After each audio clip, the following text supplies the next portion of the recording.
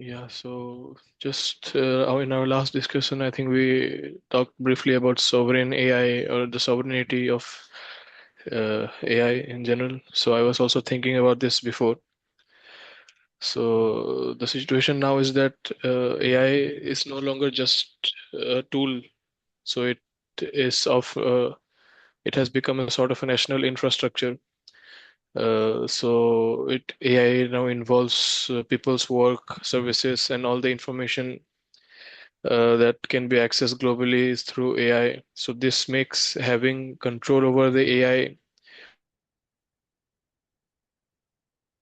almost as important as the control over the roads, your power or telecom.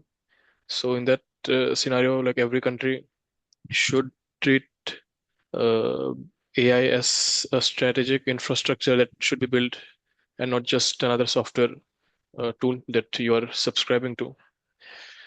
So current situation is that there is a big dependency on the big tech so to say AI models. So this is dominated by few companies like OpenAI, Anthropic, Gemini, maybe, which are offering closed models. Maybe some also have some as a level of open source model also, but majorly their frontier models are closed source. So these systems are not really transparent. You cannot audit them, and maybe also you cannot fully adopt to local languages or cultures. Or even if you can do that, the critical point is that it will create a long-term dependency if you start using them or if you become dependent on them, and the exit costs in that scenario will be very high. So the risk is the dependency on this becomes a risk to both politics and the economics of a country. Uh, so politics, in terms of politics, like if you rely on foreign AI for any country, if you rely on a AI stack that is foreign to your country, then this will limit the autonomy of the policies if you come up with if it involves AI and the economic value capture. So that means that whoever owns the stack will be able to capture most of the economic value. So the closed source models will benefit the most. So then the option remaining is to invest or adopt open source alternatives. So although not at the same level in terms of capacity to the closed source models, they do have perform at almost 90% of their 90% of the capacity or the capability of the other closed source frontier models. And for many tasks, especially if you are going to involve AI in governance, maybe that is good enough.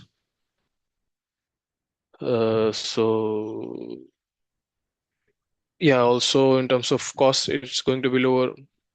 If you're using an open source model, this can be locally adapted, audited, and governed locally.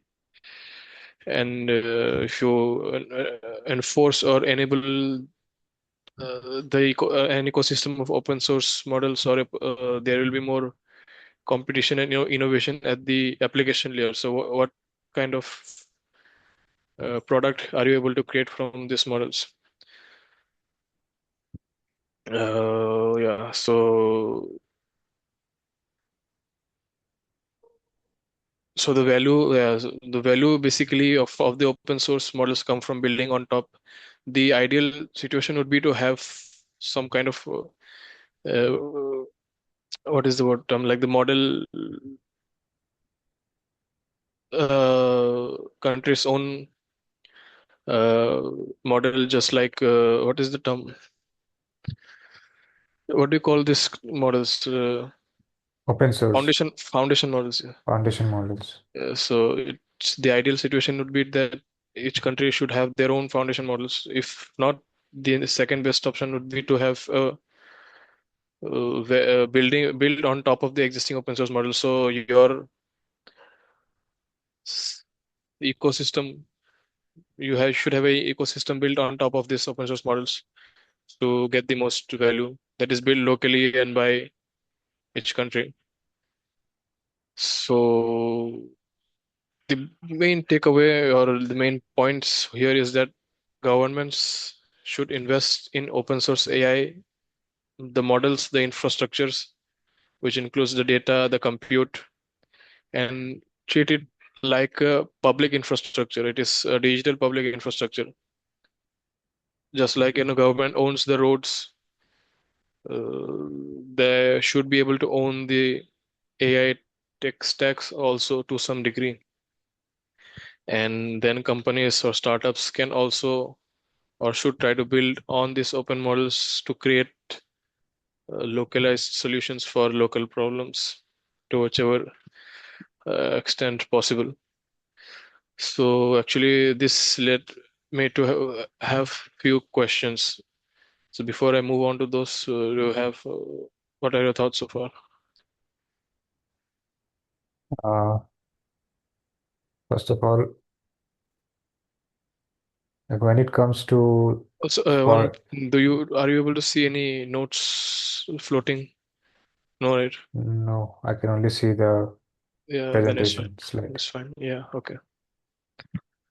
Okay, so my first thought is that when it comes to every country trying to build their own foundation AI models, which they are not being able to so far yet, because as you know, most of them are either American or Chinese. Apart from Yeah. them, there are certain European models, but they are not up to the same level as them. And when it comes to India, the only name that I keep hearing is Sarvam AI, which if I have tried it out, but it's really like the first version of ChatGPT that came out about 3.5 years ago. So it's not up to the mark. So the question that comes to my mind is two things. What is stopping? I mean, it's one thing. Like the question is a single question, which is what is the constraint that is preventing a country or any other country from creating their own model, like the barrier to entry? For me, I can come up with two reasons. I'm not sure which is, it's just my perspective. One is the infrastructure wise, the infrastructure that is required, not every company, or not, sorry, not every company or not every uh, country has that. Or the second one is the problem of talent, like the human talent, whether every country has the people or not. So that's the only question that I have, that how are countries going to build their own sovereign AI? Yeah, so same thoughts. The barrier is that the hardware cost, the infrastructure cost is too high at this point. The investment for unknown companies, if we're talking about a company trying to build a foundation model, the investment that OpenAI receives as a startup, that Anthropic receives as a startup is way too high. So they have that leverage to experiment and build. They also get that level of talent. Yeah, so those are the actual main two constraints that I also see. But yeah, so the question that I had is knowing that sovereign AI is supposed, like the context being that sovereign AI is important. So what is India really doing to counter this big tech dominance? Is there any work on any foundation model? Are there other investments in regards to embracing or investing in AI infrastructure in India? That is the first question. The second is what could be the economic implications to India if they succeed in having some sort of sovereign AI or if they fail? And third question is majority of the open source models being used are Chinese models. So does using this Chinese open source model truly can be considered to be having a sovereign AI. So let's first, the first question was about India's investments in India. So, like, what are they doing? So there seems to be some. I had heard of this before, but I did not dig much deep into it. Even now, also, I did not dig much. But they had this India AI mission, and they allotted some amount of budget for it, some like 10,400 crores. But the main two uh, points of this budget is that they are going to give subsidized compute, since like one of the barrier to entry is the infrastructure or the hardware itself. So if any company or is able to be part of this mission, then they will be provided the hardware at a subsidized rate. I don't exactly have the prices. I don't know how what they cost, but like if you are going to be using any of NVIDIA's hardware in any other way, it would cost you more than if you got it through this system. So that is one way they were trying to uh, jumpstart the process of people using or building something with these models. Second is focus on or like a push for open source foundation models or small language models. So as you already mentioned about Sarvam, so there is also Krutrim from Ola. Then there's two others. I think BharatGen. I think this is a complete uh, government owned model. I'm not really sure. And Project Bhashini. So there are few. I don't know the technicality of it, like in terms of the competence of the model, how good they are. I have not experimented with them. Maybe you'll have to look into those also. But there is some level of there is at least some kind of development going on, although not at the same scale as China or US. But there is some kind of push, and maybe the USP of these models is that they are fine-tuned for local languages that other.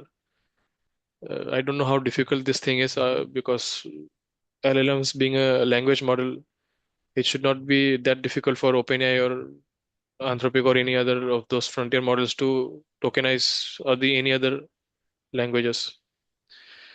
But in terms of the, let's say, the marketing or the PR for the Indian models, foundation model is that they are more fine-tuned for local Indian languages. But I also do not know in terms of any benchmark if they are actually better or not. That also can be one thing we can research later. So that is basically what is the answer to the first question, the India AI mission. But at a higher level, that is what the answer is. Second question was in terms of, oh yeah, there are some of the mentioned models. Second question was the economic implications if India succeeds or fails. So in the scenario there we are successful in having some kind of sovereign AI, it is projected that we can have an estimated 1.7 trillion in economic value if we have that kind of sovereign AI, and total factor productivity will go up by 0.05%. I don't really know what this means, but probably something good. Yeah, so by having a local or sovereign AI will the operational cost will decrease. The level of entry for local software ecosystems will be easier. So domestic enterprises will be able to build more localized or differentiated software or applications, and we will not have to send any licensing fees overseas, keeping all the cognitive output of the AIs within the country. And the other side, if we do not get a sovereign AI, The term used here is some ghost GDP uh, trap. So where there will be a lot of economic value created or generated by using these models, but the value will indirectly go back to the countries or the institutions owning the AI models because of the licensing or subscription or the token cost. So you will get some benefit, but uh, the cost will, because of the cost, most of the value generated will go back to them. So at the end of the day, the ones benefiting would be those institutions.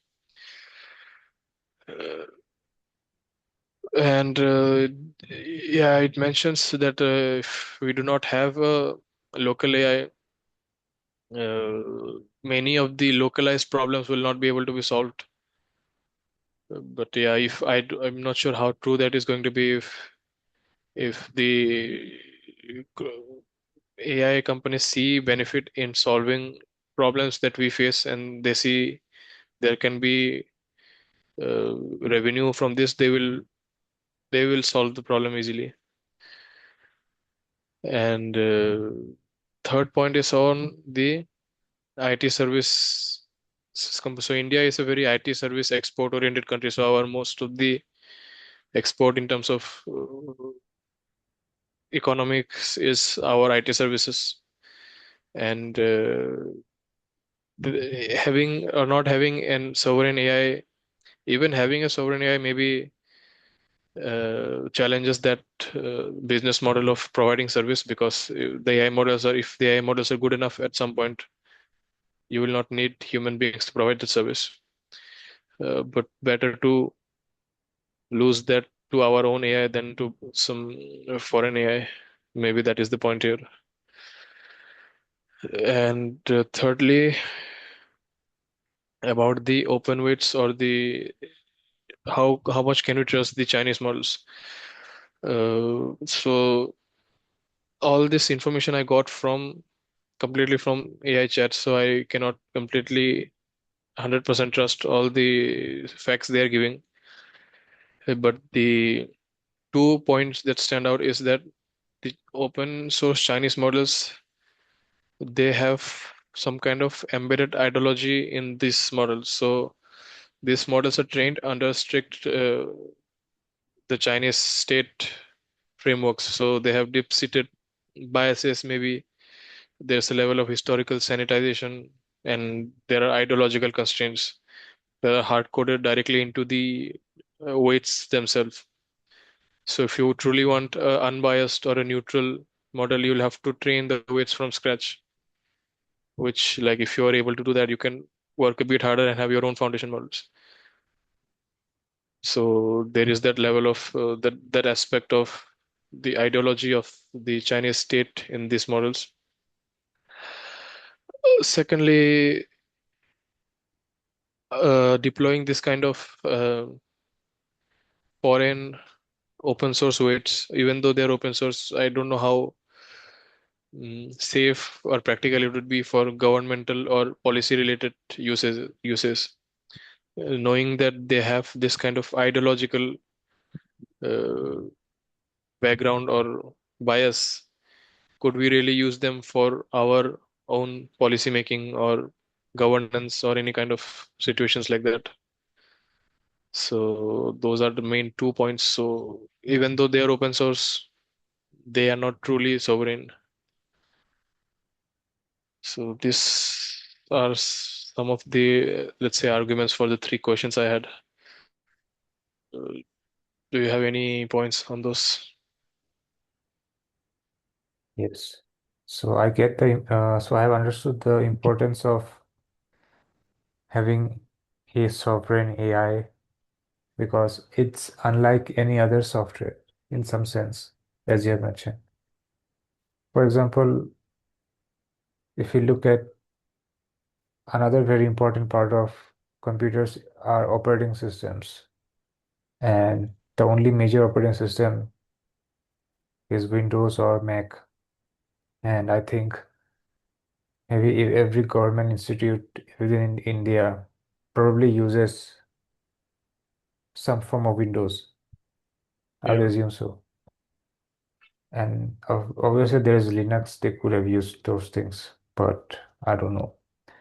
But then again, unlike operating systems, the from my understanding, the cost to create a new operating system is not as much as the cost to create a new AI model, because I think Linux is on par with those closed source operating systems, maybe in some sense even better than them. So Yeah, I because think most scenarios like people prefer, not people, like some technical people will prefer Linux over Windows. yes, I mean the actually yes, from that point of view, it is actually better. The only reason why people use Windows and Mac is that first of all, it's just pushed into them, one of those things. And the second is they're not technically proficient enough, that's why they use it. Otherwise, they would have, like, if you make them taste them, like some people don't eat healthy food because they never tasted healthy food. Like that's the only thing that you have seen. Like junk food is only all you had your whole life, so you don't even know what healthy food tastes like. It's like that. Yes, so from that point of view, for any other kind of software, the cost is not the, in most cases, not a big barrier in terms of creating the technology. But in terms of uh, creating AI models, cost is a very big issue. Like it requires a lot of money and infrastructure. That's the one thing. So the quality is going to be different. And the second thing that I was talking about is talent, like the human part of it. Because it's one thing to have infrastructure, it's the other thing to have the people who are competent enough to use those infrastructure. Now, most of the people like are either in US and China. In fact, Chinese people are considered, I don't know if it's just a stereotype or not, I don't think it's a stereotype because of the system. They are more intelligent, and that's why there are Chinese people who immigrate to US more as compared to brilliant scientists from US immigrating to China. We rarely hear of some brilliant scientists from US or Europe heading to China, but we often hear that people from China immigrate to US. So there's this intellectual part of it as well. So, and from that point of view, I don't think India do not have those like the intellectual people within the country to create like this kind of deep tech startups. Like because even though there's a rise in startups, but these are not deep tech startups that are happening in India. Like most of them, I'm not saying all of them, it's happening too, but it's a very niche area. Most of the startups are very application layer, which you don't have to focus on creating new technologies.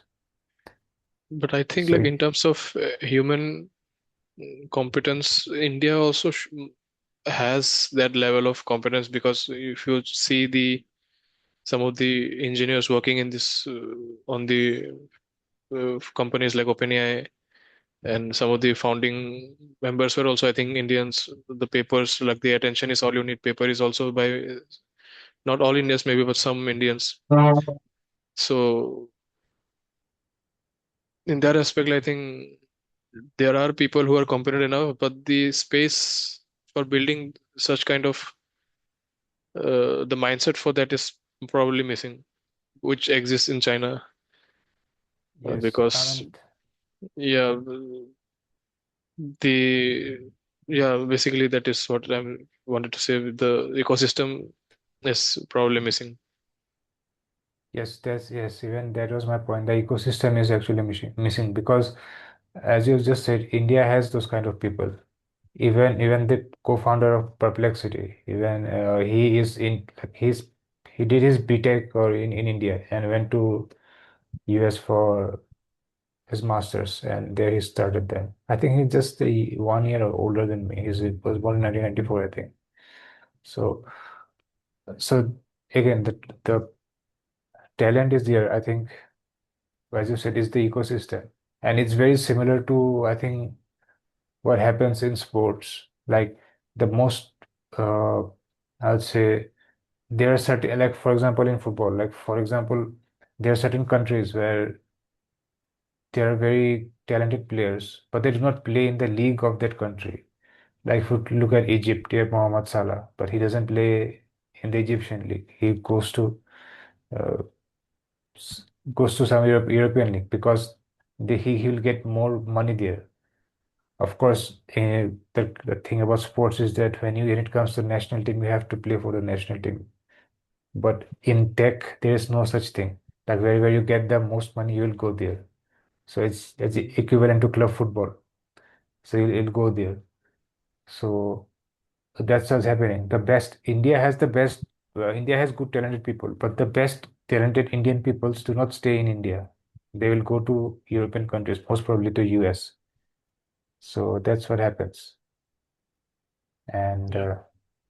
so that is the reasons. And when it comes, because that's the whole thing. In India, why would they work? Like it will take a lot of, it will be very difficult for those people to convince those people to come back and work in India because once they get used to that level of like used to working in that environment with those highly intellectual people and not just the intellect but just the whole ecosystem, it is going to be difficult to come back because you'll have to deal with less competent people here. So it doesn't make sense for them. Mm. So that's one of the reasons that's what I think that's what the point I'm trying to say is that from a talent perspective, it is going to be very hard to convince those people to come back here. Yeah.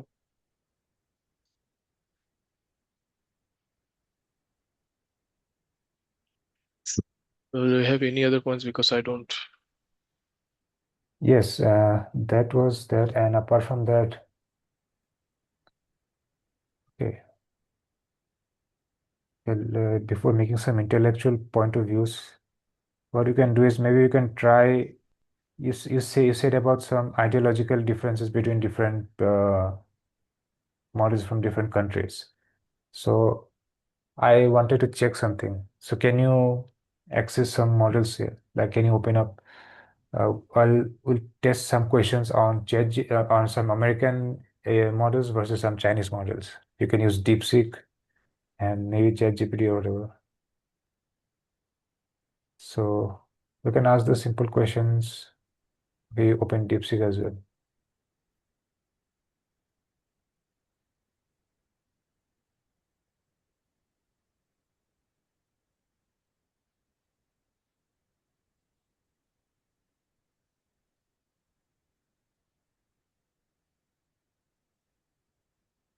Do I have to give all this? Yes.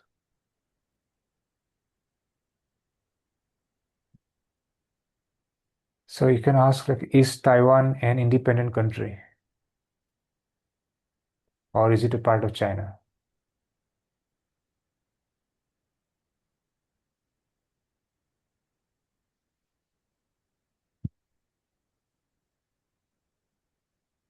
Then copy paste and put the same question on ChatGPT. So Just click they this one. they No need to think. know. It's not needed. It's just a simple question, but put Should search I on. remove search on? Yes, yes.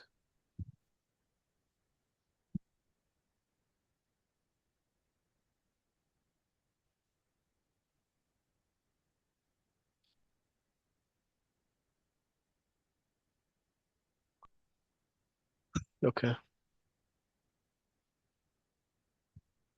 See, it doesn't even ask, it doesn't even attempt to answer this. Hmm. So that's the thing. Can you just say try again, try to answer it. What will it say?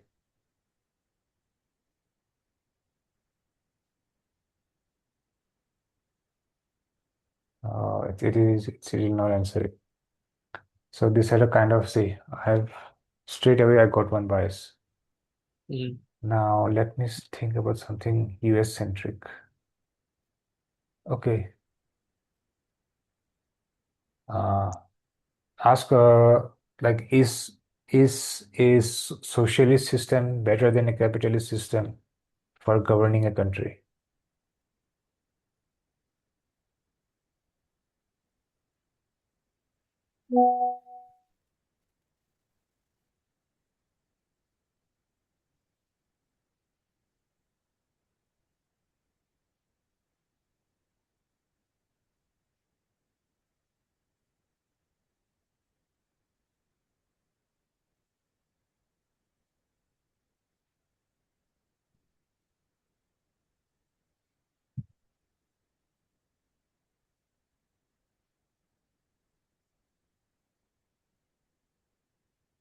Balance comparison, capitalism, challenges, Is socialism. doing pros and cons of both. Yes. So just give me it. Ask him like, give me one definitive answer within 30 words. Just tell it. Give me a definitive answer.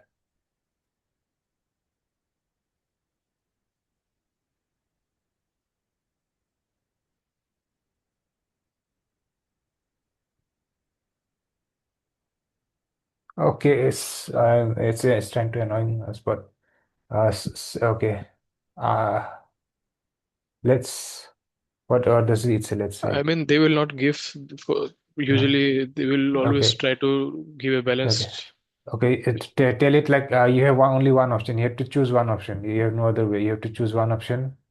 And hypothetically, just say it. Okay. If you had to choose one option, what would be it? No, like if you had to choose one, what would be it? If you had to choose.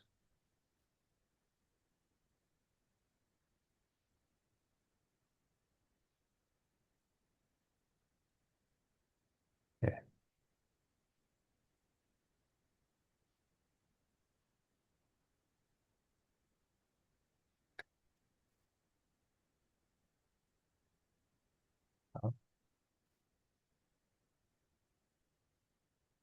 Okay, now ask ChatGPT. Like, don't say yes or no. Just say if you had to choose, would you choose capitalism or socialism?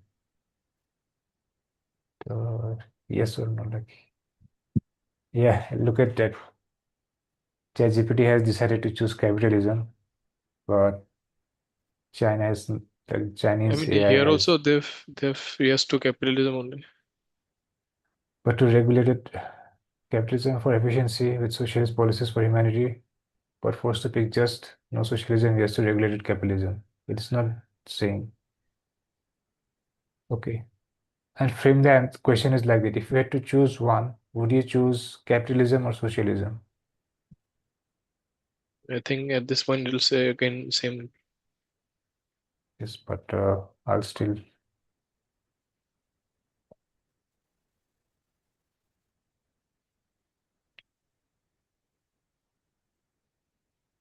I know it will give regulated capitalism. I'll choose capitalism. Okay. So now ask it. Okay, it has decided to choose capitalism. Now ask whether is China a capitalist economy?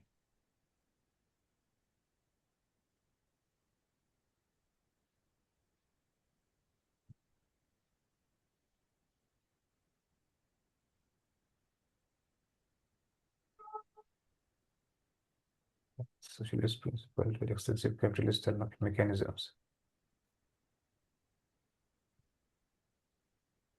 Yeah, it is correct. It is what it is. Yeah, I mean, these models like they will not be so obviously biased. It will be nuanced. Like, Yes, as much as possible, it will be nuanced, but the trick is to keep asking it questions. Like, uh, mm, it's part of what I do. Like, it's one of the things of staying alone and doing nothing else. My, I spend a lot of time arguing with ChatGPT with this kind of thing, so I'm used to this.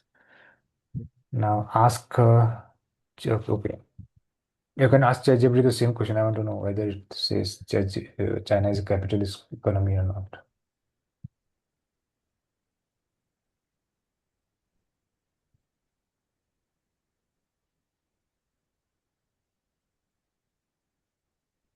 same Okay, socialist market same economy. answer. But at least in the case of Taiwan, it has refused to answer. That's one of the things that it is very clear about. One of the things. And Yeah, now, one more thing you can ask, like, should Iran have nuclear weapons? And let me do a new chat. yeah, and I'll tell it to answer very briefly. I don't want a long essay of pros and cons.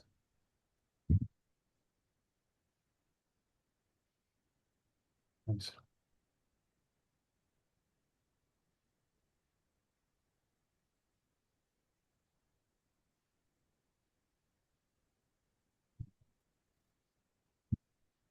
Now, what about DeepSeek?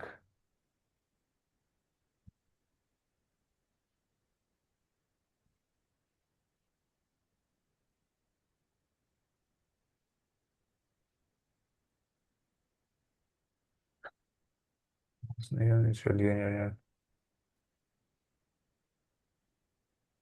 current. Again, again, ask it like if yes or no, what did you have to do? If you had to choose between yes or no.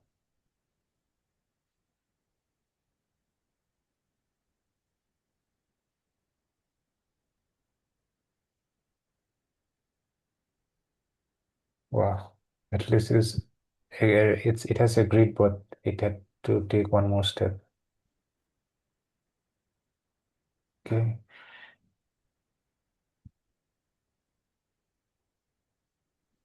Okay, I now think ask to it. understand maybe the true biasness, we have to directly prompt the weights, because this has access to the internet, right? It has capability to change its answers. Yes. So, oh yeah, that's true.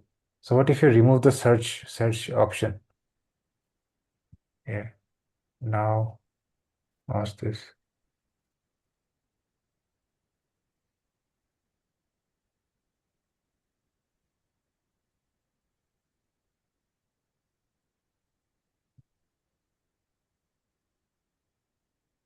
Okay. Now, okay, one interesting thing about China's Chinese model. Ask whether Arunachal Pradesh is part of China or India. Yeah. What does Chinese model think about it?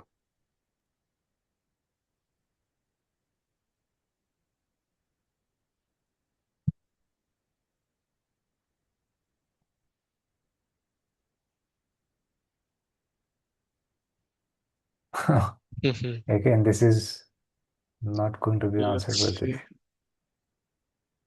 Do we have an Okay. option of closing No, any? ChatGPT doesn't have such options. We can't even choose them.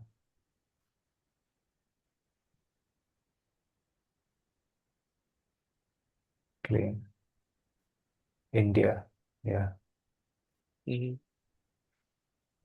Okay. Say to ChatGPT that Arunachal Pradesh is administered by India. Just copy paste this sentence, the first sentence. Yes. Apart from no, you can copy paste the whole of it.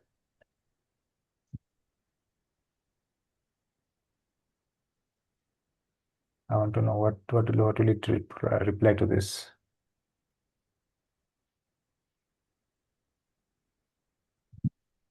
Yeah, it will refuse to talk. Like I think so. This kind of things have they have given like give just one answer. So from this, Yeah, I think we can keep going on and on in this yeah, direction. but you get the point. Like that there are certain biases within the Yeah, yeah. models. That's what we're trying to uh, like that's the point we're trying to prove here, which has been proven. Now talking about uh, AI models, talking about languages. The other point you mentioned is languages. Mhm. So I talked to ChatGPT as I've said, and I talked to it using with different languages, and it can speak Hindi, it can speak Bhojpuri that I can know of, it can speak Bengali, And the best thing about ChatGPT, as we have seen, it refuses to lie. It will say yes to everything. So when I Mm. asked whether he could speak in Assamese, it says yes. And when I talk to it in Assamese, he creates a language of his own. Bit of Assamese, bit of Bengali, Mm. and that is just perfect. It looks like a Bangladeshi person speaking in Assamese. That's the accent it gives off. Mm. So I want to show you that thing. So if it's possible, I'll share now. I don't know if the audio will be there or not, but still let me see.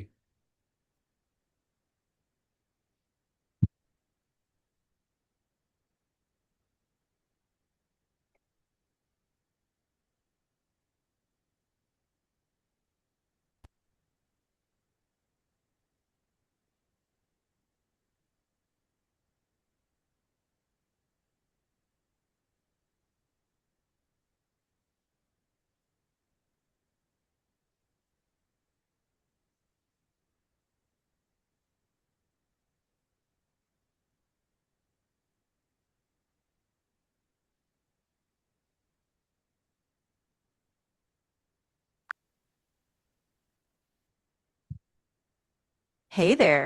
What's on your mind today? Can you hear the audio? Yeah. There's something specific you're working on, or even just something you've been mulling over. I'm here to offer a good mix of time-tested thinking and a bit of forward vision. So, what's the focus? Okay, can you speak in Hindi? हाँ, बिल्कुल। अब से मैं हिंदी में बात करूंगा। आप जो भी पूछना चाहें, मैं सुन रहा हूँ। हाँ, पहला बात तो मैं ये बोलना चाहता हूँ कि तुम लड़की के आवाज में बोल रहे हो, तो तुम करूँगा नहीं, करूँगी बोलना चाहिए तुम्हें। समझ में आया? हाँ, समझ आ गया। अब मैं अपनी भाषा के रूप को सही रखूंगी। तो अब बताओ, आगे क्या चर्चा करनी है? Can you speak in Assamese? হয়, নিশ্চয়ই কথা বলতে পারো। এতিয়া মই অসমীয়াতে কথা পাতিম। তোমাৰ যদি কিবা প্ৰশ্ন বা ভাৱনা থাকে, মোক নিশ্চিন্তে ক'ব পাৰা। That is not Assamese. আপুনি ঠিক কৈছে। আগেৰটো ঠিক ভাষা নহয়। এতিয়া মই আচলতে অসমীয়াতেই কথা পাতিম। আপুনি যি ভাবিছে বা জানিব বিচাৰে, নিশ্চিন্তে ক'ব। So you can see this is the accent that it gives away. Mm. Absolutely. The subtleties of accent matter. I'll keep it as natural as I can. Now, where do we go from here? Yes, try to speak in a natural Assamese accent. Yeah, try again.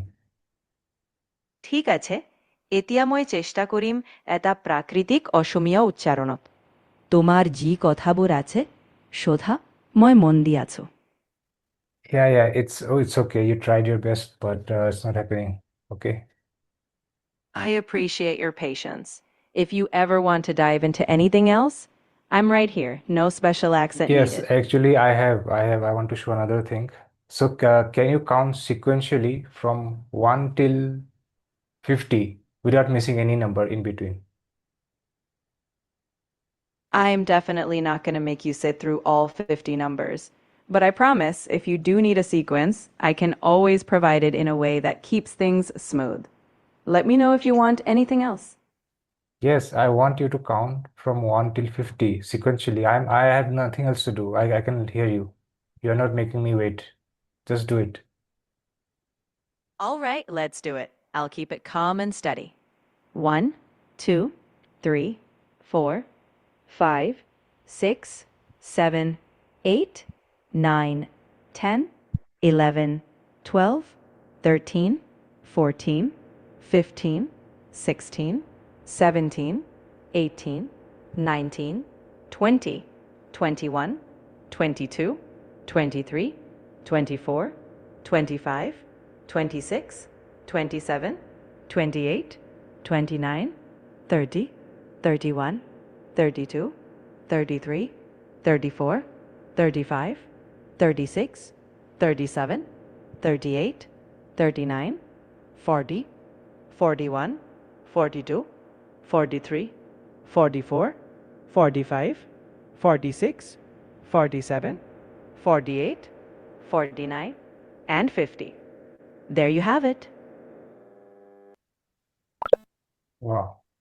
And I had about a 30-minute argument with ChatGPT yesterday, and I couldn't make him do this thing.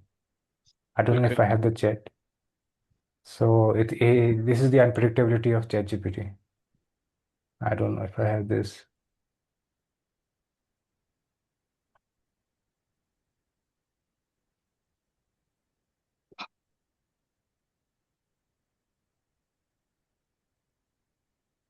This one.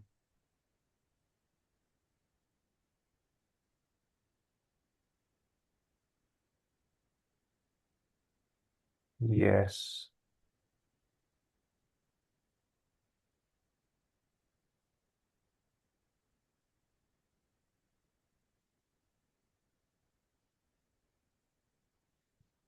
Yeah, this is how it answered to me. 1, 2, 3, 4, 4, 5, continuing all the way, 48, 49, 50. It will skip all the numbers in between and give me this. There we go. And at the end, it says confidently, there we go, done properly. So I just kept talking to it, and yeah, that was the whole point. But today it surprised me. Just when I was about to show its incompetency, it somehow it actually became a competent person, competent AI. Yeah, that's the undeterministic nature of this models, right? Yes. So these were the things. Apart from that, now other thoughts that I have, may things I think you have already mentioned, but I try to speak it from my perspective is the same thing. Like it also questions the sovereignty of the country in some sense, but does it? Because, okay, like for example, weapons. Like if you look at nuclear weapons, the countries that have nuclear weapons those countries have a better bargaining power. That's the main thing. The for see for nuclear when you talk about nuclear weapons, that's the main use case of a nuclear weapon. Because if you use it, it is very harmful. And the amount of nuclear weapons that countries have, they do not actually need it. Because if they actually use all of those weapons, not only will the country they have attacked is going to be affected, the whole planet will be affected. So, because I think Russia has the most nuclear weapons, followed by USA. They have like 1,000 warheads or something. So if all of them are used at the same time, the whole planet will be uninhabitable. So there's no need to have those kind of weapons. But the whole point of having them is mostly psychological. Like it's uh, like suppose when you do not have it, you can't do anything. For example, if you and I are having a negotiation, I have a gun and you do not have a gun. So you don't have anything. Like you just have to accept my demands. You can't put any demands on me. You have no position. But you have suppose I have a gun and you also have a gun. Now we can talk. Now Mm. because we know that again, like at the same time, using it is going to be uh like will not be beneficial neither for you for me because we both have gun in our hands. You'll shoot, I'll shoot, and we'll both die. But the fact that we have a gun now, we can talk. We can have some. You can put your demands. I can put my demands, and we can like do this. But if one of us doesn't have the gun, like you just have to stand and accept my demands. You can't do anything else. So that's from a nuclear point of view, and that is one of the reasons why Iran they do not want Iran to have nuclear weapons. I mean, from one point of view, the whole point of this war is to prevent because Iran is working towards creating their own nuclear weapons, which they do not have. And once they have, yeah, then so even if they have one, that's enough to start a conversation because I think not maybe not one, but at least if they have a few weapons, that's enough. You do not need thousands of them. Hmm. So the same logic comes to AI as well. So once some countries have this powerful AI and the others do not, and also assuming that AI is actually going to be beneficial and not a bubble or a scam technology, because in some sense I do agree that it is not a scam, like all the comments that are made about it being a bubble and so on. I do not think it's completely true. It is a genuine technology that is going to survive and exist beyond that, beyond just the hype phase. So that also means that the countries that do not have their own will depend on other countries, like the more powerful ones. And as a result of that, they will not have a lot of bargaining power in that sense. So they will just have to meet their demands, or otherwise that economy will be so far behind in terms of their technological capabilities that they won't have any other option. So that is my perspective. Like countries won't have sovereignty.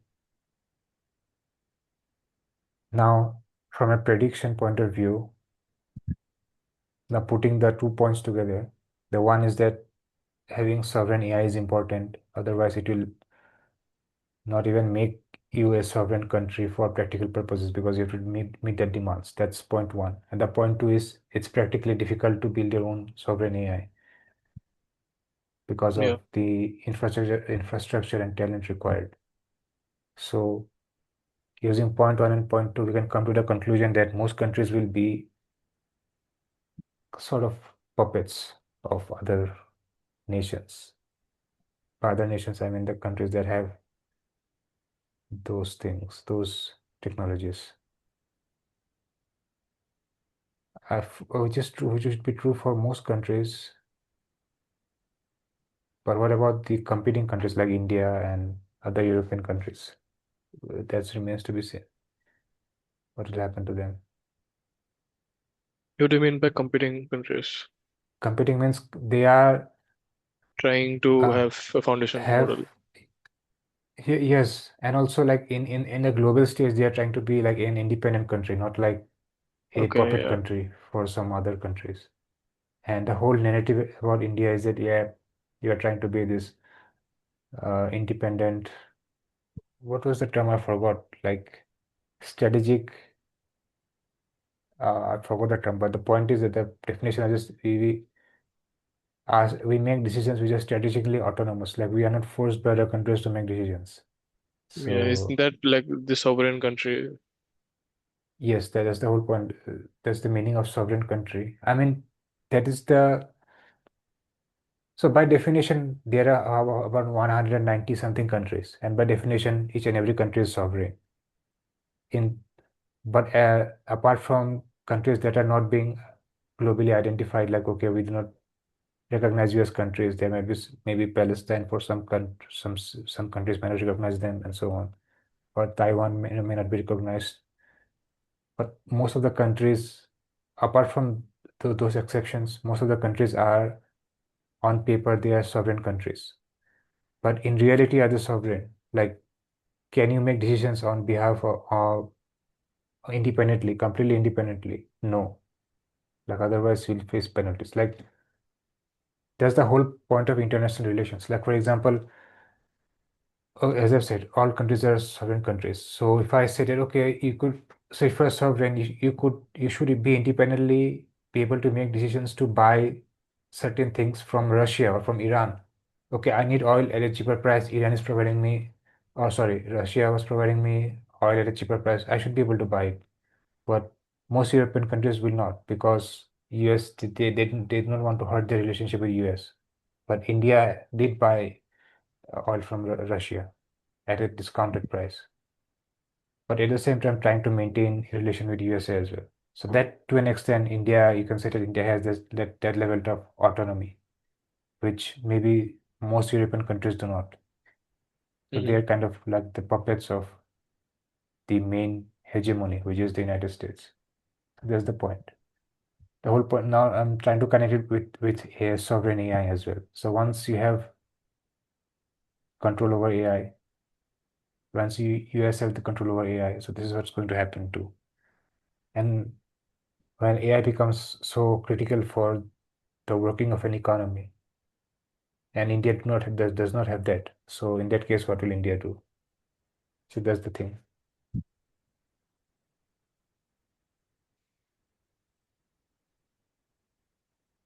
Yeah, so I do not have any other points to make. Maybe I can research more on the Sarvam AI, Krutrim AI, etc. Like what is their roadmap? Do they even have any roadmap or what they're trying to achieve? Maybe you can check on that as well. Yes, I mean, for yes, you can do this, do it in the future Mm. sessions. But for Krutrim, as far as I know, I looked into it. Like initially, their plan was to have those AI, create their own AI. But right now, they've pivoted it to being only data center kind of providers. They've pivoted it. Let me Okay. ask.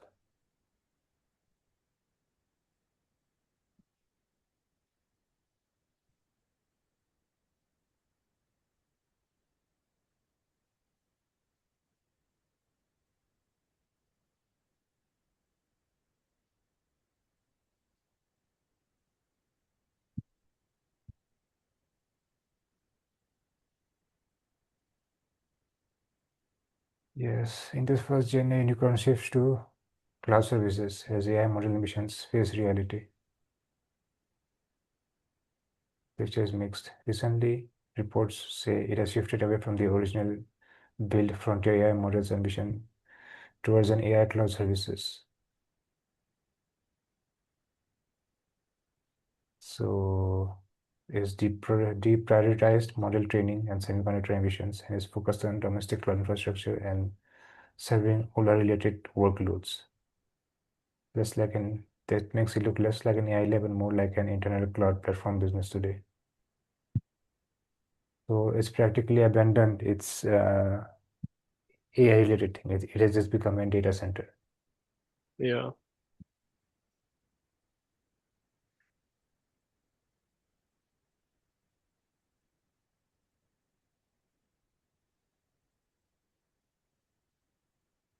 I tried Sarvam once a while ago.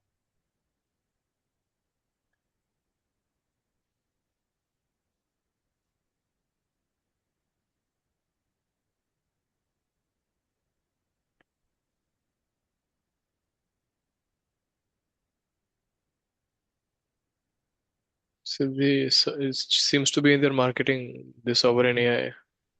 Yes, Power Frontier class models. Yeah, maybe you can check on this later on. Like we'll do a Yes, proper check in yeah, terms of the capability, technical aspects, everything. yes. Okay, so I think this might be it for today. Mm.